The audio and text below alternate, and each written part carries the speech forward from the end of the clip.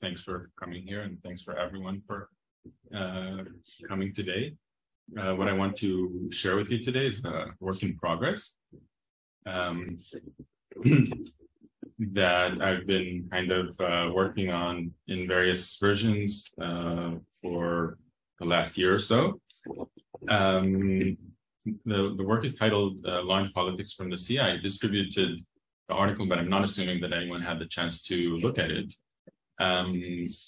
It's a really quite wide attempt or broad attempt to engage with a developing literature in law and society, specifically, that is reopening basic questions about transnational law through a maritime perspective, through the perspective of how do rules, how do processes look if we think of them not from a perspective located on firm land, but from the boat inward, as it were.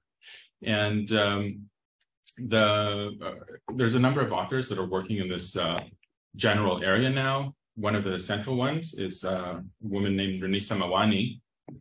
Incidentally, Mawani is also ports, but that doesn't really matter.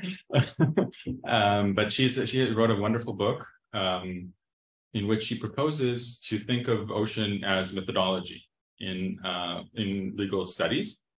And there are a number of others, including Iris Braverman, who is calling for, in a couple of edited volumes recently, has been calling for de-exceptionalizing the maritime perspective. And all this work is kind of starkly opposed to the traditional work in the law of the sea, which has been traditionally a very, very dry area of international law, extremely doctrinal and positivist.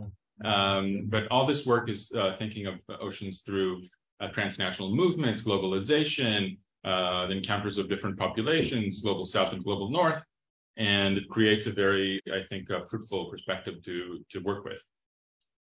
And two kind of major thinkers for Mawani in particular, and also for me in this intervention that I tried to develop, are Hugo Grotius on the left side of the screen, and the Nazi jurist Carl Schmitt on the right side of the screen.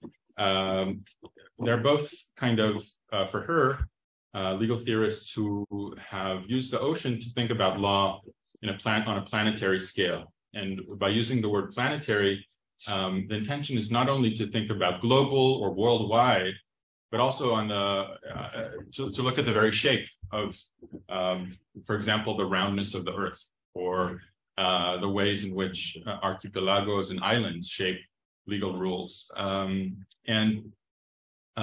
me too, for me as well, I put them kind of on the center, and I will.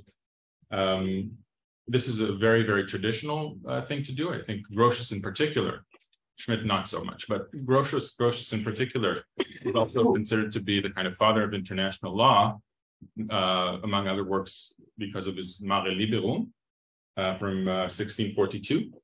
But the work with them here is a little bit different, and I think I will explain that soon. And I'm working essentially in this piece with three or four hypotheses, depending on how you count them. So I want to emphasize each one of them in this talk. So first, when we study law and politics from the maritime perspective, we are forced to think transnationally all the way down.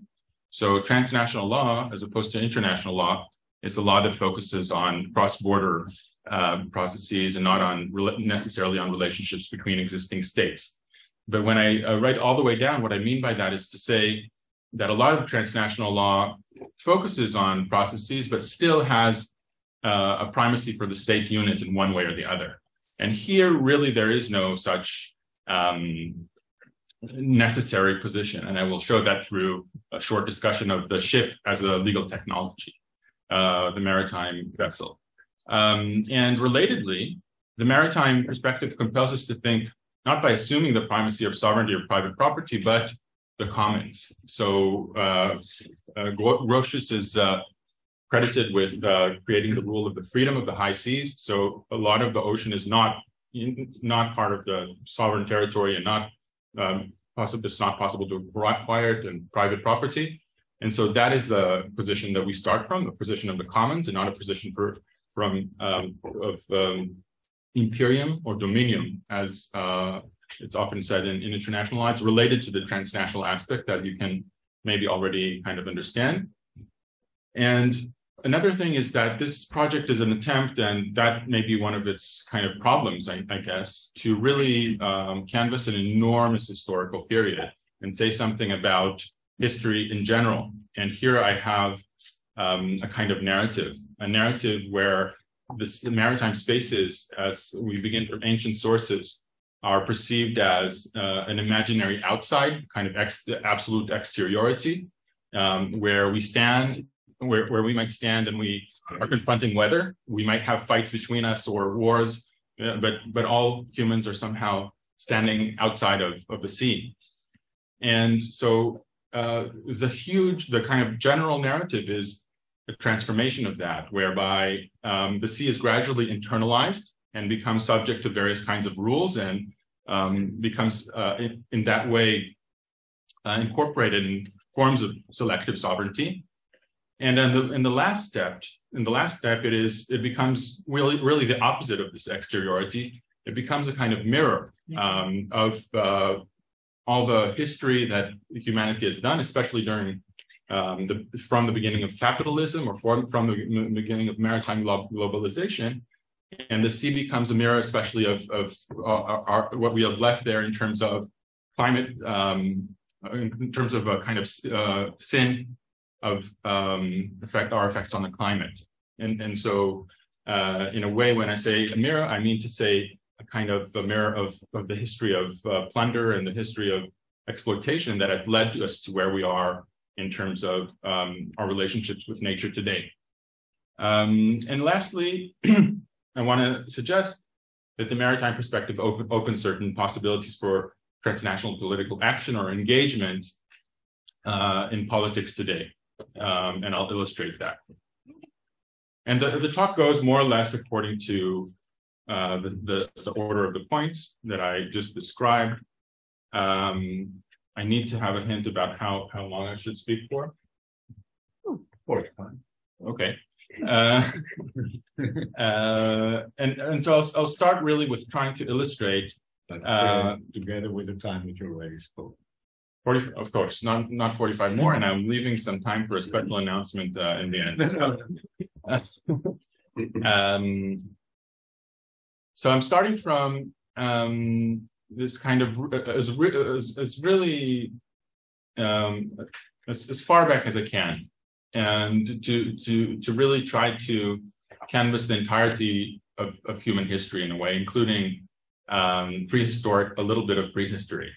And what I have here is a famous cave drawing from Alta Fjord in Norway, in which what I try to illustrate is that the ship and when we take the maritime perspective, the ship and the people on board the ship are in a way part of one thing.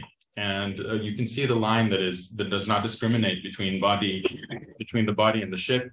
And it offers, I want to say, it offers a certain orientation that really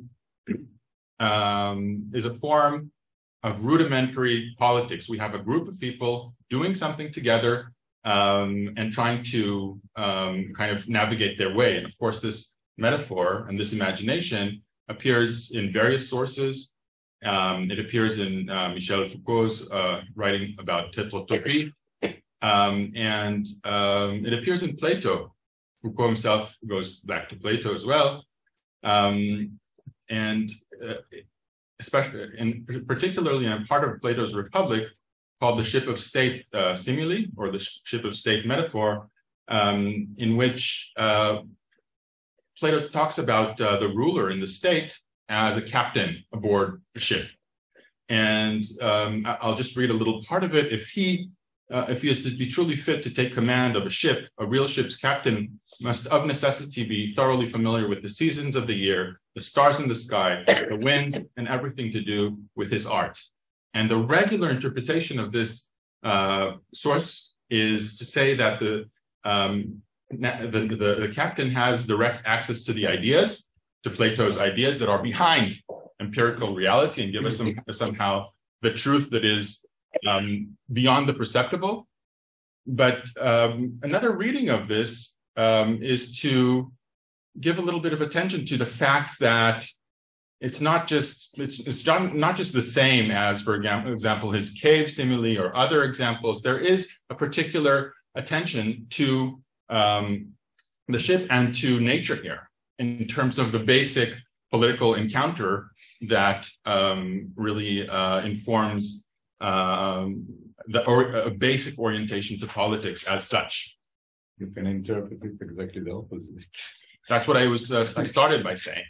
That's the sea is like a state, so it has to be built not on a basic of commons, but a basic of ruling, sovereignty, etc. Okay, be that as it may, the regular interpretation is about ideas, and this interpretation, including your interpretation, by the way, is about the physical reality of the sea. It has to do a little bit with what it means to be on water. And to go with Eli's comments, here you see a map of the Phoenician kingdom, which is exceptional in the way that it is kind of an exception to this idea of exteriority. And it's an example given by the French historian Fernand Baudel, who talked about the way that the Phoenicians used the sea as a continuation of the land. So in other words, it was not outside of their political reality. It was basically a means of transportation. And it was a way to, and Baudel kind of emphasizes that they did not have the ability yet to travel kind of across the sea. And for them, it was like a big strip of territorialized sea that was throughout the Mediterranean space. Very, very similar to the way that international law later developed to territorialize parts of the sea in terms of the doctrine of territorial waters. But here I'm running kind of ahead of myself. Now, it's normally thought that modern law of the sea begins indeed with Hugo Grotius and the two kind of twin doctrines of the freedom of the high seas and the rule of rescue, the kind of duty of rescue, both of which really interest me in this particular study. But I think it's also worth saying that this kind of periodization is not necessarily historically accurate. Here at the university, there's a scholar named Hassan Khalaile who studies the maritime law of the sea, the Muslim law of the sea, Islamic law of the sea. And he shows that both these rules actually exist in sources that predate of Grotius and that belong to our area, especially the Mediterranean Sea, and including the seas surrounding Arabia, that is to say, the Red Sea and the Gulf of it depends who you ask, but you can call it the Persian Gulf or the Arab Gulf. And all these areas were really important in kind of putting in place what later became maritime commons and what really signals the next big step in this kind of long journey that I tried to take you in this talk. But just to reiterate what are the basic ideas about this antiquity part, the basic idea is that the sea is exterior to politics, but also that there is a position that you can imagine politics through the example of the ship.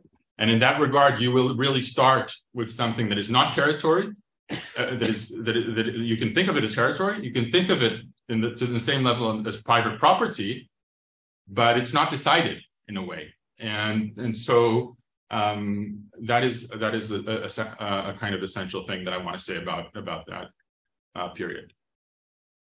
Now, as we go to maritime globalization, we really run into the development of the freedom of the high seas. And It's very well known that the freedom of the high seas developed through a kind of debate between Grotius and another British or English jurist named John Selden, where Grotius writes the book Mare Liberum, and just after that, not so long after that, Selden replies and with the doctrine of mare clausum. And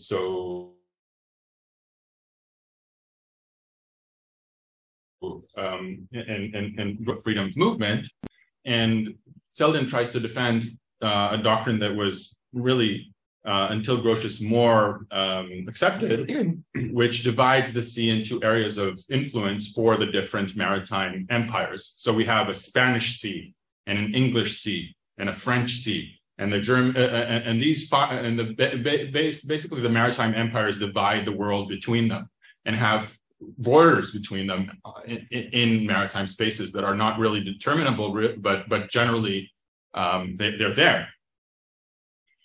Grotius, this is very famous and very well known. His intervention is as a kind of legal advisor to the Dutch crown.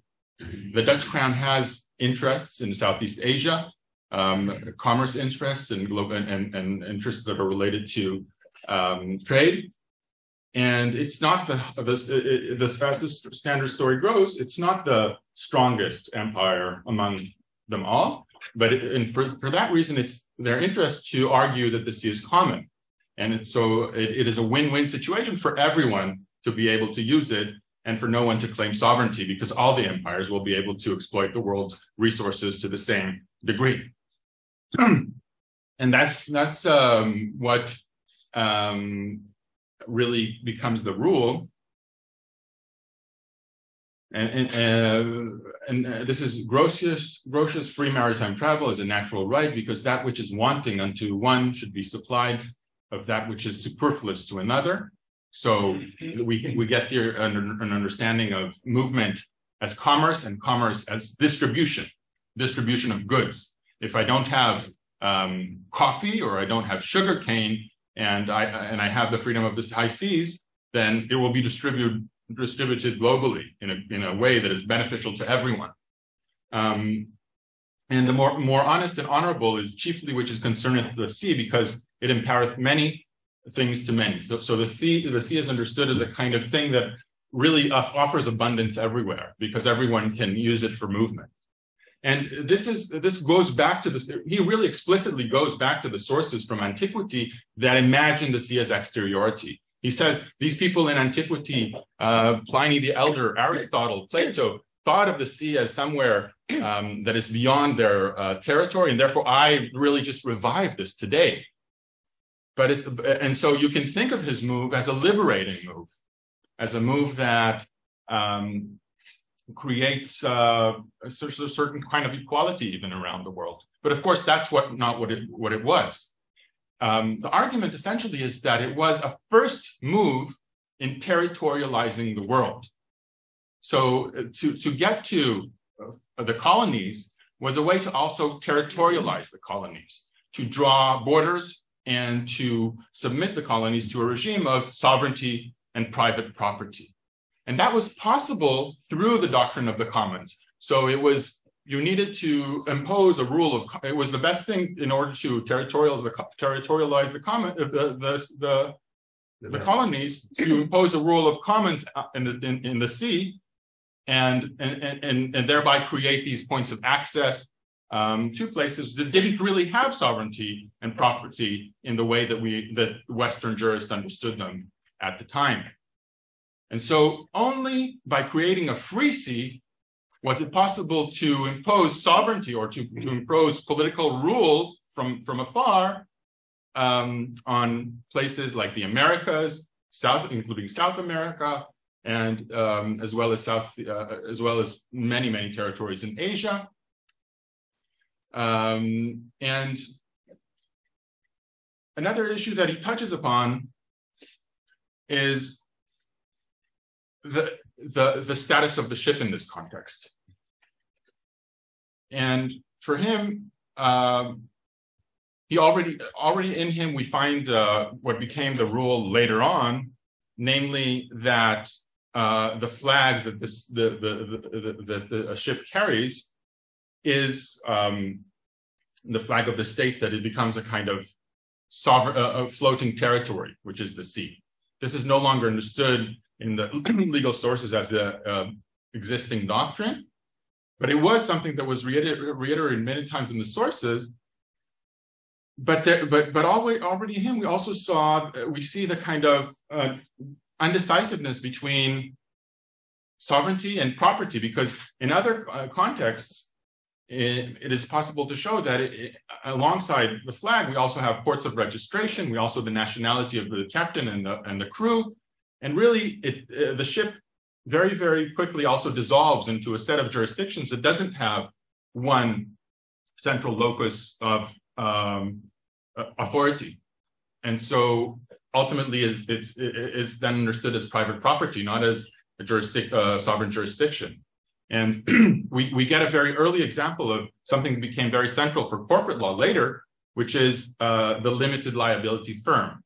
Because a doctrine that he already introduces is the doctrine that the ship is a kind of, I'll just read here, it has long been settled in Holland that the owner was liable for the master's acts only to the value of the ship and the goods which are in it. So if the owner is in Dutch territory, and the master will then create damage to the crew or to some other entity, then there is a kind of limited liability that you cannot go and sue them for the entirety of the damage. Okay. So I think what we have here already is a first territorialization of the maritime commons through defining them as common. That's a central issue that I want to kind of clarify here. But in this conversation, a very central issue becomes piracy. And here I want to, and this appears in work by Grotius, and then later appears in work by Carl Schmitt. And the person who really reads the discussion, Grotius and Schmitt, very interestingly in this regard, Mawani also goes back to her, is a historian named Lauren Benton. In her conversation and debate with another person named Marcus Riddicker. I want to go into that shortly if I can. So the question here is if piracy is both Benton and Riddicker, who read the same sources, namely Schmitt and Grotius, are debating whether piracy is a paradigm for politics or a kind of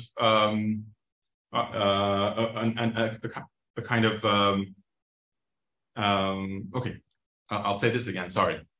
So I'll first start with the fact that already in the 17th and 18th century, we see the beginning of debates that have been understood as the debates that led to the idea of universal jurisdiction, universal criminal jurisdiction in particular, namely everyone can sue pirates. The pirates are the enemy of all. Everyone can sue pirates because they're against all of us. And there is a very interesting debate here between essentially Benton, who thinks that pirates are mainly privateers working for the leading empires, and Riddicker, on the other hand, which thinks that piracy is the result of the territorialization of the world and is led by people who have not found their place in territories or in private property and are now working as kind of proto-anarchist revolutionaries against everyone. So they found their place in the sea, in other words. What I want to say about this is that whatever side you take in this debate, it seems like really, so this is Ridicker's books, The Many-Headed Hydra and Villains of All Nations, in which he really romanticizes the image of the pirate. The pirate, he oftentimes says, is the first, the pirate ship, he oftentimes says, is the first place where slavery was abolished, for example. Even though there were pirate ships with slaves.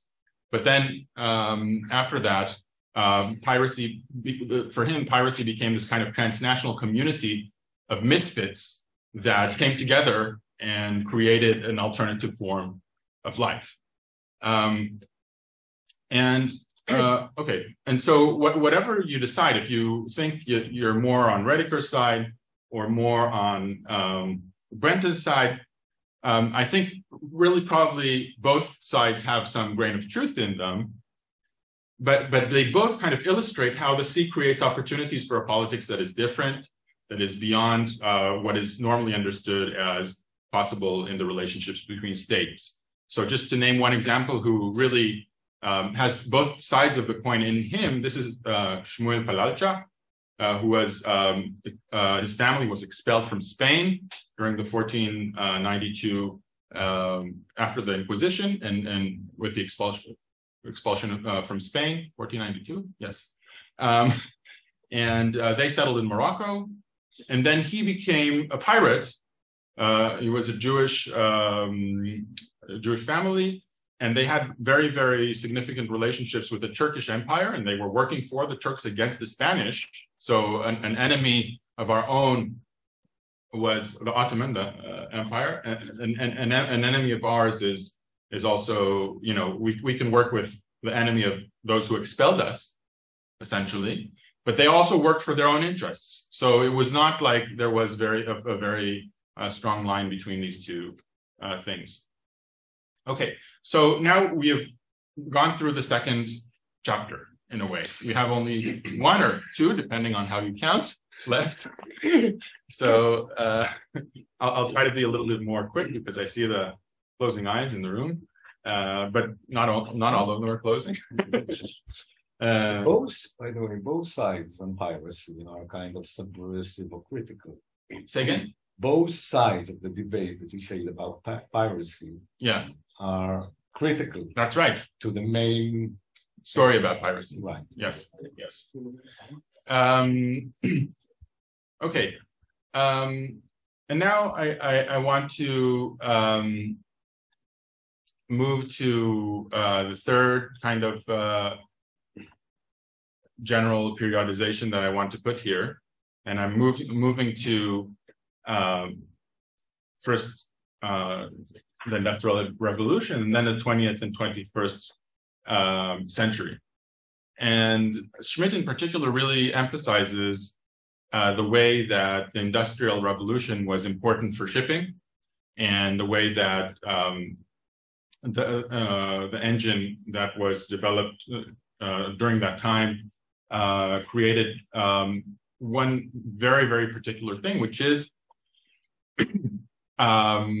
the decision that now England was basically the only maritime empire left, and it essentially beat its rivals thanks to the development of coal, of energy based on coal. And this is not Schmidt, but this is other studies of the time. For Schmidt, this is a very bad thing, of course. He is thinking about the British as a kind of global universalist empire that is not that kind of erases the plurality of nations in the world, and he's speaking of, from the position of the German nation, very, very particular in the time of the Nazi period. But what he wants to say that is also his criticism is that with the shipping, the world became one. There was a spatial revolution. He writes really in this way, and the world finally, after it was discovered that it is indeed round, became one political entity where the British had their hands everywhere.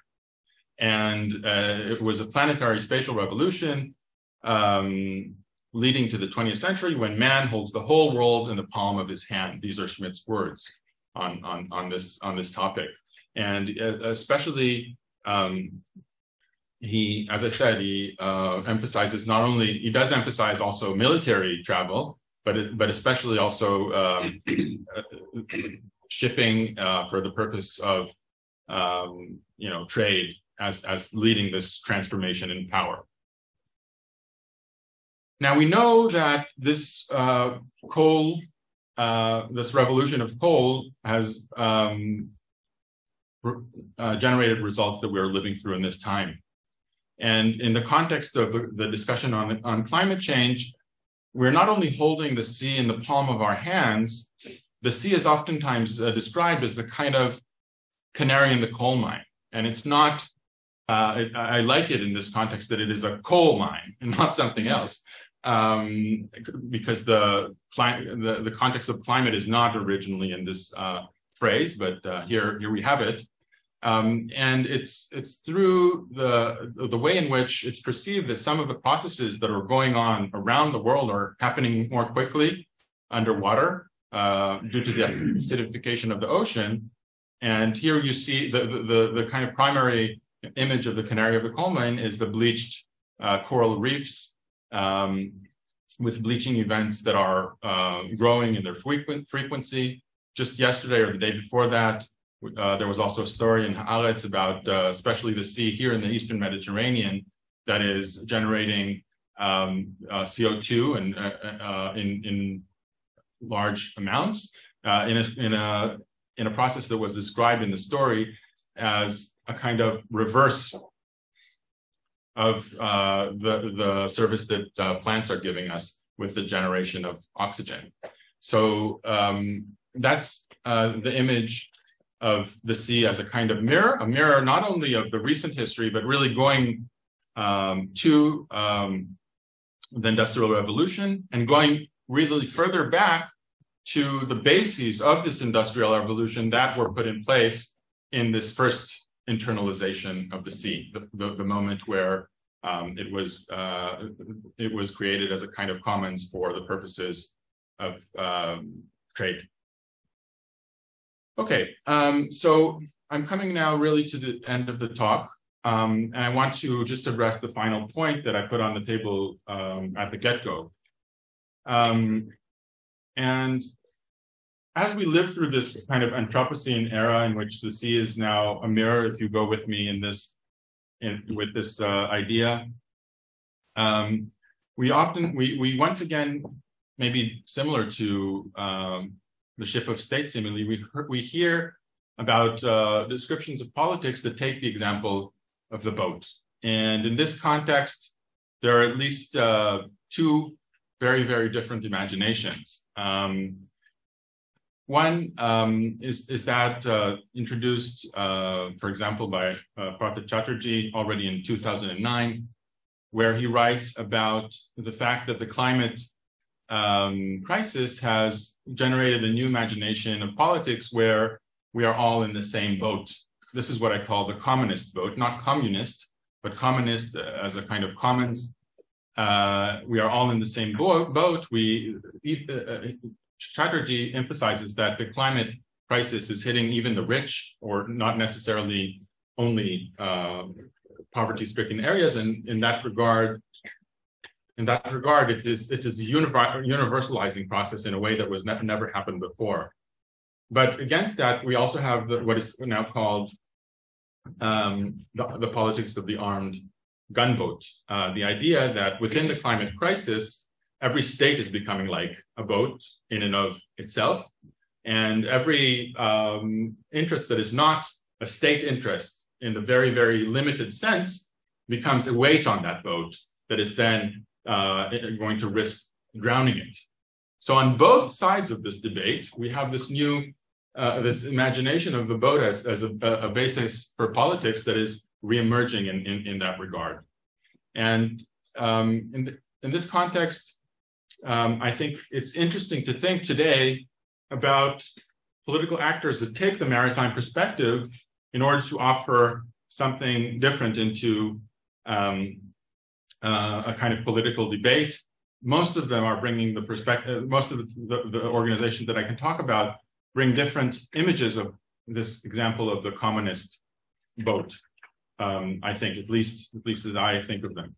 So, for example, the three examples that were provided in a paper by a legal scholar that I like very much, Frédéric Maigret, are the example of the migrant, which is an example that I've worked on a lot, which emphasizing that migration uses the fact that there's a freedom of movement and a duty of rescue in order to achieve certain political results, and certain results that are advancing the interests of those who are migrating and their families. But also, he talks also about Greenpeace in their work with ships, and another organization called Women on Waves, which is an organization that has abortion clinics aboard ships that oftentimes park in outside of the territorial waters of states that don't have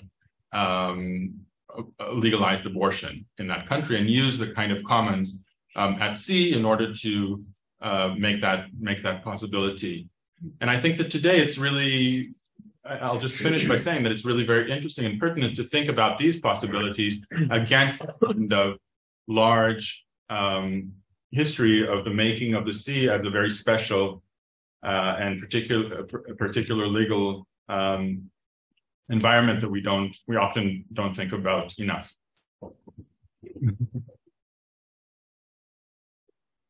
Okay, so I guess with no mediation, we can just talk. Thanks, Itamar. It was really interesting. I really enjoyed just listening to the story, thinking about the sea. But then I thought, well, in what areas of your talk I felt that the sea is not necessarily revealing something different, something that is a unique perspective. And I thought maybe about two specific issues. The first is the historical debate that you've discussed. So I totally agree that seeing piracy as something different, as unique, as a universe with no control is something that is really important for the perspective of the sea. But the privateering aspect, in what way is it different from mercenaries or just militias that they are also bandits? I think that this is a common image even within states, and they're heavily involved in the wars of the time and so on. So maybe here there's a debate about the uniqueness of the sea in this respect rather than two perspectives that really reveal something new. And the second was about climate change. So I agree that there are some images where the sea is important, but I'm not sure that when we think about commons, not in the sense of man, but about the nature or the world, the ocean is something that is very, so right, if we think about the Amazon or nature or endangered species, it's not necessarily something that is placed at the sea. And it made me think about that what is common to many of your examples is the role that the sea played for these people or for these cultures. So if you think about Plato, right, the ocean is something really important for Greeks, and Grotius and so on. And to what extent this ability to look about things from the sea is dependent on the importance of the sea at a particular time for men. And when it comes to climate, again, I'm not sure that the ocean is necessarily the most important. Okay, okay, so I'll just take that and you can. Okay, so thank you, Yali, very much. I think that you're right that a lot of these issues can also be discussed, not necessarily from talking about the sea, but I think that it's just an illuminating way to kind of bring them together. And I think that there are certain aspects that are quite specific. So, for example, on the debate on privacy, not privacy, piracy. Almost. In the debate on piracy. So, for example, when Marcus Riddicker writes about this kind of image of the pirate as a kind of cosmopolitan politics in the making, some of his examples are not only piracy. So he really focuses on a number of areas of the world, but including England and the UK in general. And so he tells a story about people who used to live in commons in woods, for example, and didn't need private property or had no relationship with sovereign authority.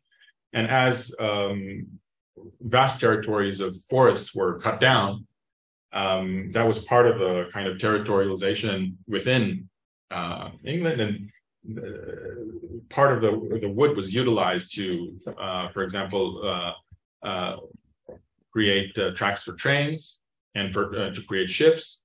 And the fact that the wood was used to create ships was one among many factors which led a lot of these people to work in ports and then to take to the sea.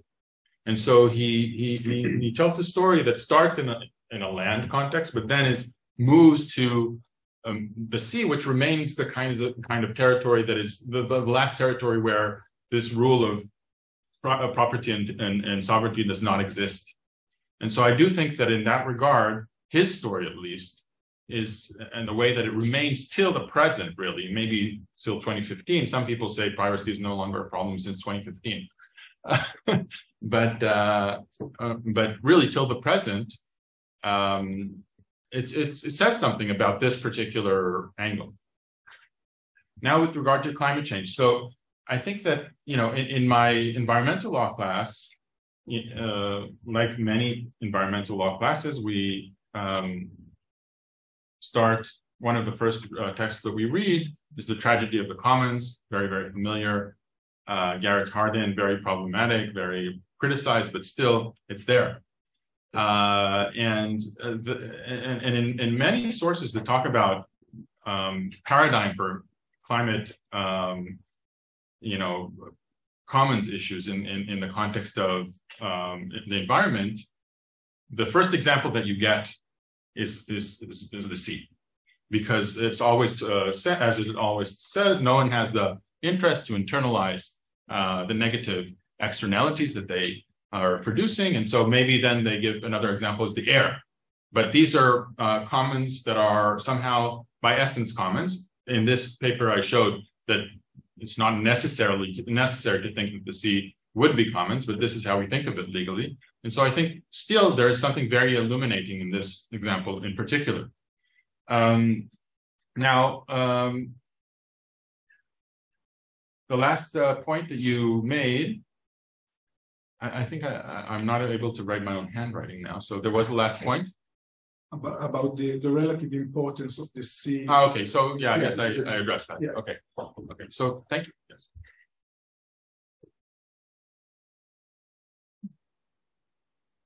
I watched some of it, so I wanted to talk from here. So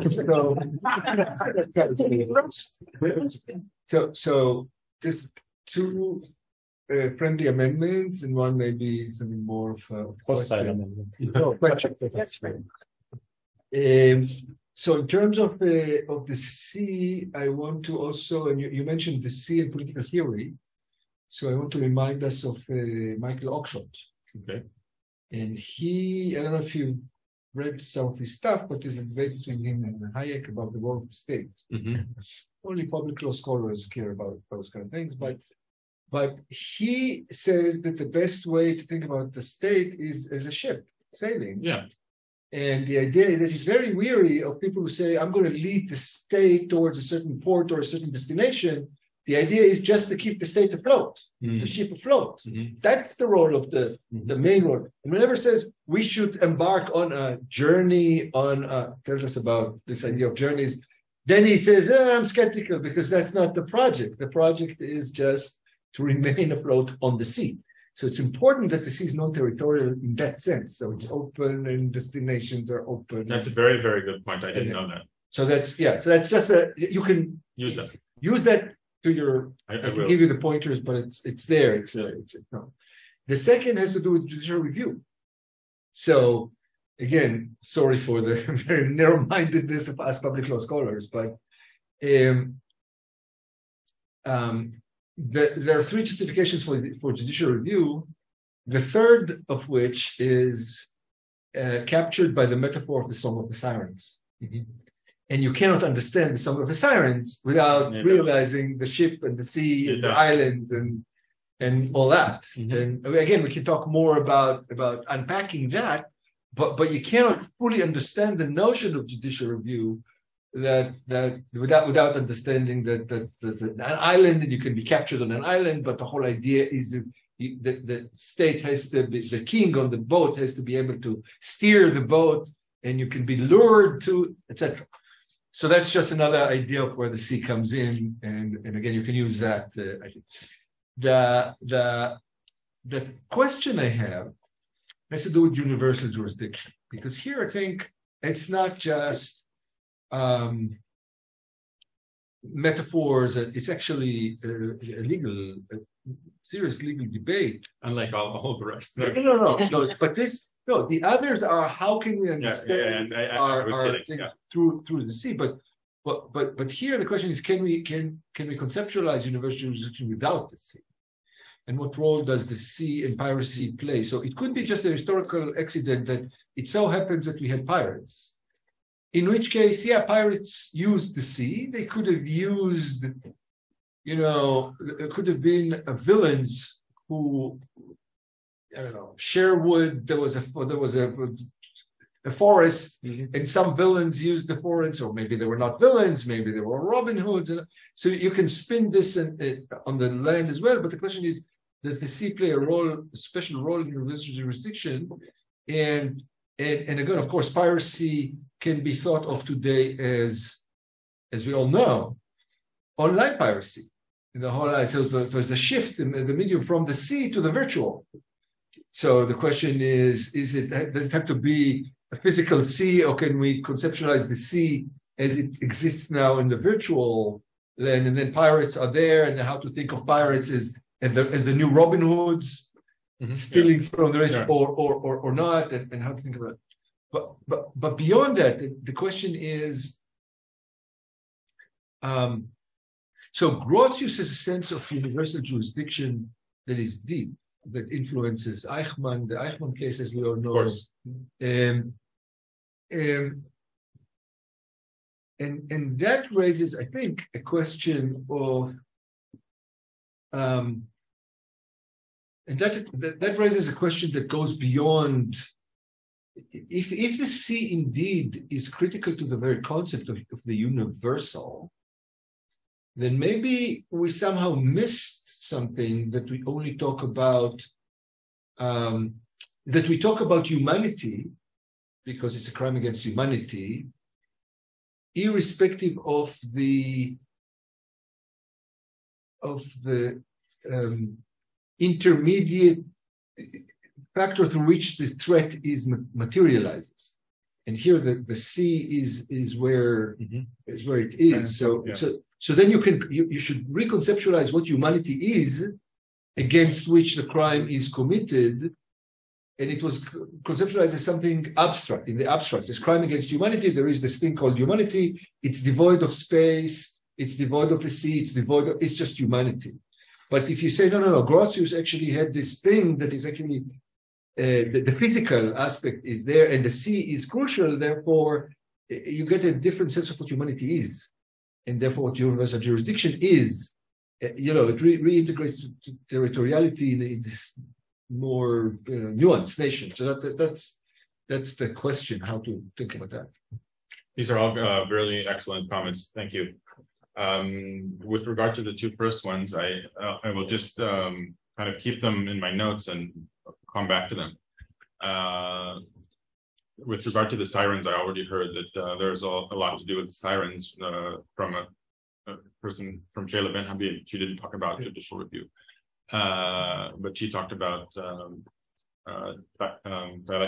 dialectics of enlightenment. But anyways,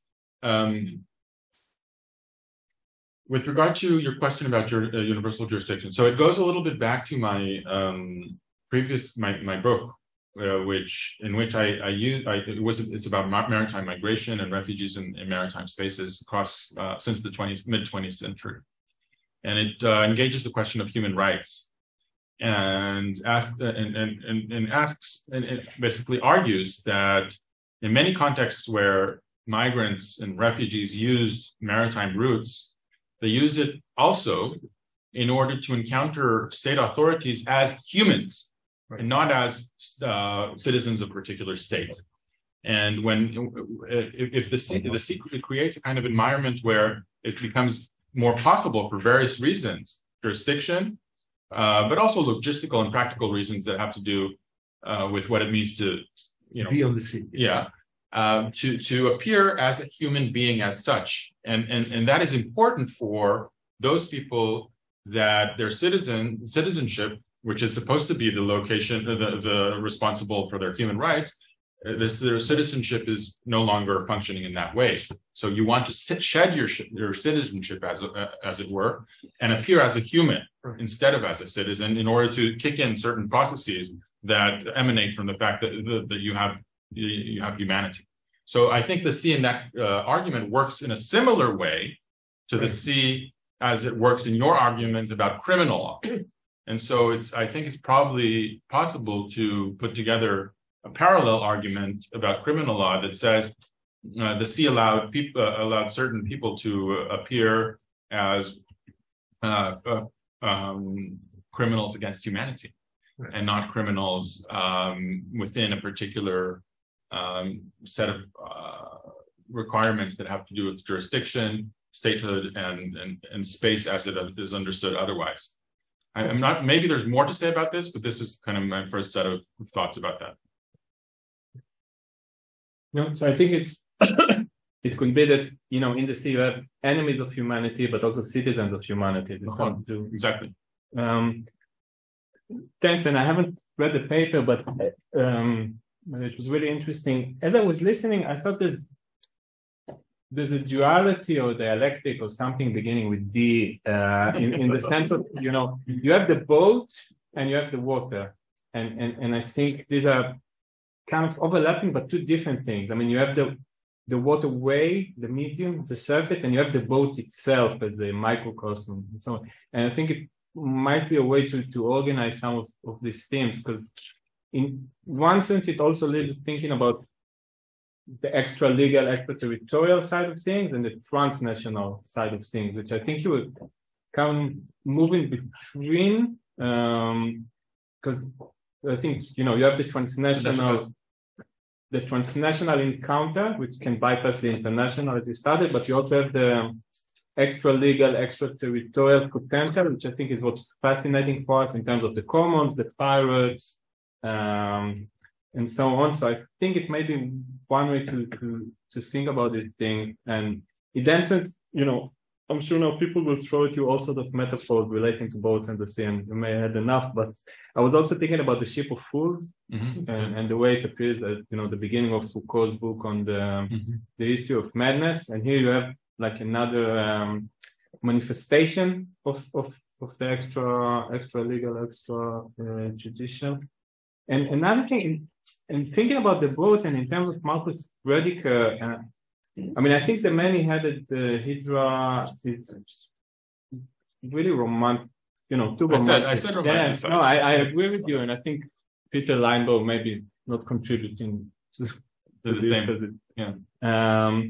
But I think his first book, Between the Devil and the Blue Sea, he's talking about the boats, and the pirate boat is only one example of the boat. And here's the boat is a site of struggle. The way he sees the first struggle for labor rights, and the word strike in English, which comes from taking down the sails and so on. And in that sense, again, there's a kind of duality between the hierarchy of the Navy boat, but also the merchant ship boat, and the notion of we're all in the same boat together. And I think, again, this is maybe something to work with. And two other really kind of stream of conscious stuff, which may be useful or not.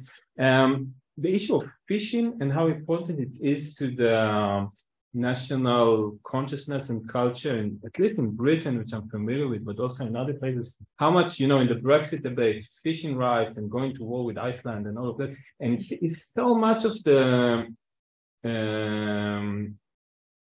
cultural debate and attraction of Brexit, although, there are very, very, very few fishermen, maybe fisherwomen as well.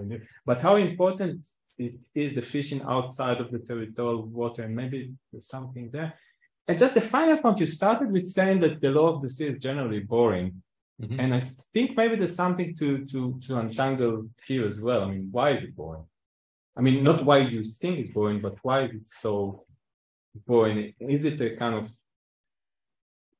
backlash to the over-romanticizing? And maybe this, I mean, are there any analogy to be made with air law or aviation law and also space law? If space law is a thing, and it's a growing thing. But again, it's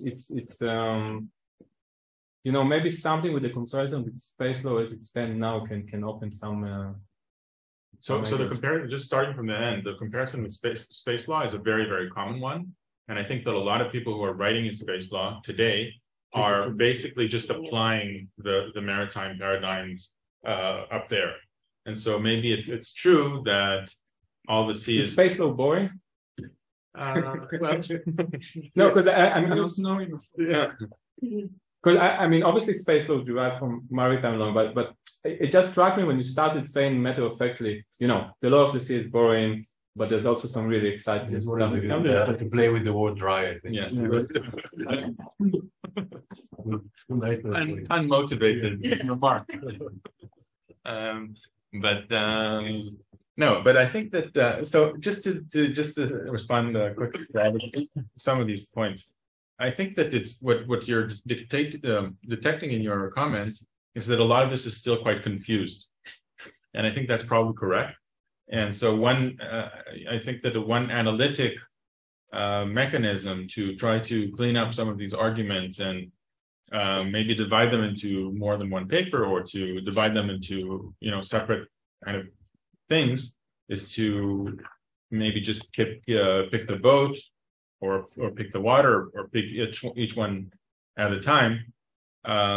With regard to the boat in particular, I've been fascinated by a recent body of scholarship that is about so-called legal objects. So there's a lot of work recently that is coming from the social sciences, and the kind of turn to the material turn in social sciences that is oftentimes we come late, but the turn to much more analysis that is grounded in particular in the way that things inform us and what we do and how we think of other things. And so I think that the boat is just essentially a very, very fascinating legal object, and it's a legal object that shows us, and this is the kind of one of the grander claims here, it shows us that ultimately we don't really have an anchoring point in the state from which anchoring.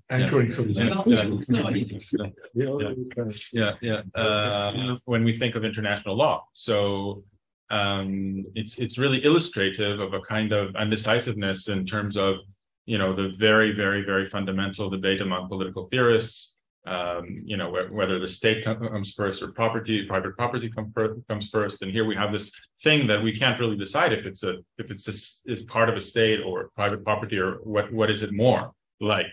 But it does have legal personality. It has legal personality as a private thing. As an object. It's the first thing that actually you cannot understand. Exactly. Corporate law, you can't understand without realizing that the boat was the first thing that is non-animated. Right. It has legal personality in the sense, in a sense that is completely artificial, like any legal personality is. But here we see it. The construct is so. Yeah, exactly. And female. She. Yeah. It's a female. The boat is always a she. Yeah.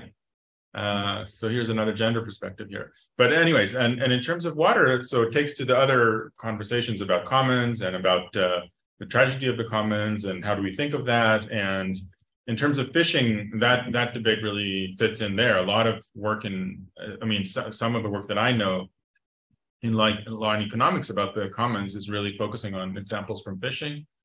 Because they move, you know, the fish move, and they're here or there, and we all have the cool move. Yeah, exactly. So I think there's also something there to be kind of examined further. I can only say that right now. Yeah. But you know, water is also a very big category. And when you talk about water, it might be interesting to distinguish between attitudes to rivers. Yeah. Lakes, Yeah. that were Here we're talking about salt water, and one of the projects that may come out of it is about desalination, about the making. We talked about this a long time ago. No, but from a historical perspective, it's interesting to see whether the law of rivers. So rivers are more easily amenable to private property and sovereignty. There are rules in the common law. Oh yes. Yeah. And their boundaries. Yeah. Downstream, upstream. Right. But I'll be happy to hear your point of view about the collision between the state law and the marine law. Like we have in Ashkelon 2 weeks ago when people see. I love that story. Run. Run, but on the other hand, they said this is the marine law. We can take whatever we want. Yeah. Yeah. So That's the law of Ashkelon. That's no. I really recommend. I don't defend the Ashkelonians. That's Peter Lifeboat. That's his first book on salvage from. I didn't know that. Yeah. Okay. There's lots to read still. But anyways, I was thinking about not a book but a film when I read about this Ashkelon story. And I really recommend it to those who have Netflix. It's called The Dig, and it's about a kind of archaeological site where a ship is discovered, an old kind of Viking ship. It's in the East Anglia coast.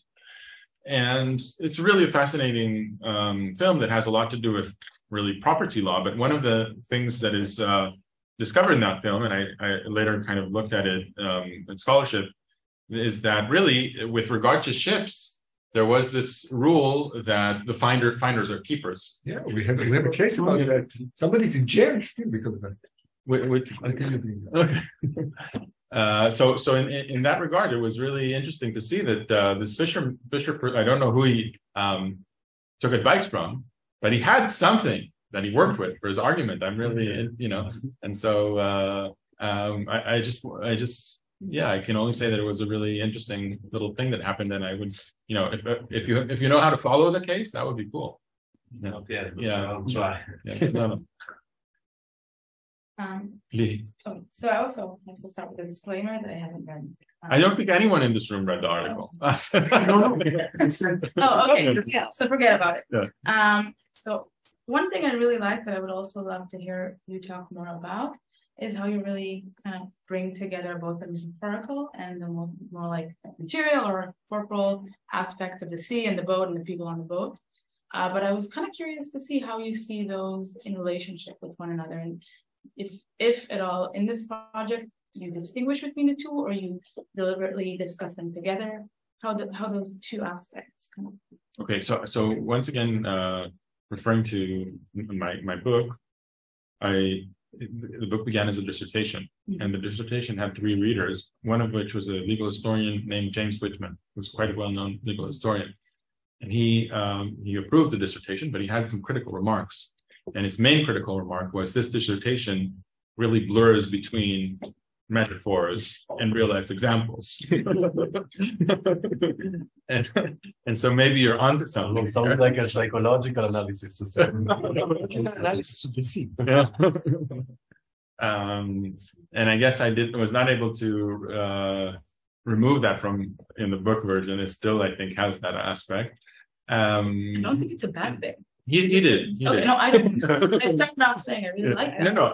But but maybe. I mean, I'm open to. You just need a justification. I'm open to believing that it is a bad thing. I don't have a strong sense that it is a good thing, but I think it's something that is happening here. But just to try to defend it nonetheless. I mean, I think it's something about. I think in law we do it a lot. I mean, there just to invoke work by. I'm going back to the dissertation again. My main supervisor, who was Paul Kahn, he has a lot of work about metaphors, among other things, and especially in his early book, The Cultural Study of Law. And he talks about legal reasoning as basically, very, very rooted in metaphor, and the fact that metaphors are generative, and the examples that we give are not just simply, logically correct. They are not examples that are by any chance happenstance. They have to do with how we live. In a way, it relates to Yali's comment about cultures that are close to the sea. So the examples are laden with culture, and in fact they are they signify some very basic characteristics about how we live with the world. So if we talk in property law about, for example, deserts, or we talk about foxes, maybe we are in a different place, and maybe that has something to say about who we are. And so when we're talking about the sea, the assumption is that it's almost meaningful or significant for all cultures. This is a kind of universalist assumption in the piece. Maybe that's not true, but the assumption is that we need to think about categories like transnational law, or earlier on human rights, in universalist terms, and we cannot think of them as devoid or decoupled entirely from culture. So we want to connect them to aspects of culture that are in some way very, very basic to human existence. This is kind of a point that I think is very, very debatable, and very, very, it could be understood as very, very problematic. But I never, because some people read. I mean, not many people read this, but some people have read this already. And when they did read this, some people said you're assuming too much cultural uniformity in terms of how different cultures think about the sea. Or the ocean. And in the temporal sense also, right? We assume that the sea will maintain its importance to yes, in order to use it as a method. Yes, and so I do think that I want to stand behind that. I want to insist on that. Okay, now I'm seeing Eli. It's 3:30, and Eli has another discussion. No, I want to ask you. Okay. And I also have a very The Zoom, maybe somebody wants. Tommy Thompson is still in jail. Yeah. Because he found the ship of gold. Full of gold. And he was ordered to disclose where the coins he took from that ship are, and he refuses to give them, and he's still in jail for now almost 10 years. Where is he located? In the United States. He found a big pile of gold in the middle of the sea. Okay, another paper. And he said, that's mine. And then it's federal? It's federal, yeah. He's in jail because he refused to disclose where the gold coins are. Guy. No, you were. No. Mine is just like I'm thinking about, because you showed that map of how Phoenicians considered the Mediterranean. I mean, it made me think that it might not be very helpful, because it's all kind of how. I just because you think about the kind of environmental issues and climate change, and then we try to kind of dehumanize ourselves for a second. And also when you mentioned the kind of space law or issues like that, then you realize that humans, I mean, historically always saw sea as the exteriority, or that is encapsulated by land. But in fact, it's the opposite way to look at it. We are all engulfed by water, and the same with space. So if we change this perspective in a way of to more kind of climate or like nature focused perspective, maybe this can help thinking what is really exteriorized and what is internalized. Yeah. Oh, I like that. Those lines, it's also the concept that you can pollute the sea, that it's out there, that it's nobody's, that it's Definitely. Two small remarks. Okay. With regard to culture and sea, there is another, I think, facet. We are in cooperation with Hamburg, and the Hamburger people say that they are different from other Germans because of their sea culture, the openness to the sea. I think this also applies to the Dutch. And it's interesting to examine how culture in other aspects, not related to the sea, are actually affected by the attitude to the sea. But my main point was... I think that you always talk about the sea people versus the hill people here. Yeah, right. Also. Yeah. As Yali said, it's a beautiful story and insights that really prompts various landscape and various viewpoint. And I think that law and technology is a very interesting viewpoint on your story, because the Phoenician attitude to the sea was affected by the limited technology, right? You can say that Grotius' ideas were basically anchored because there was no space or air travel. Yeah. And that brings to Schmidt, because in the Schmidt era there was already, air travel was very, very important already, and seen as and the Germans really tried to be the first in air travel and air technology. And when you think about this, the whole attitude to the sea could have been very different had air travel been there before, and therefore the normative thing is that we might want to recheck our attitude toward sea as commons or sea as private property, subject to the technology that we have, the alternative technology that we have to carry on goods or people across seas. Yeah. With your permission, I'm